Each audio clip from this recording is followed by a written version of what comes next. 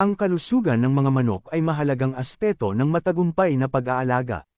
Kapag malusog ang mga manok, mas mataas ang kanilang produksyon ng itlog, mas mabilis silang lumaki, at mas malakas ang kanilang resistensya sa sakit.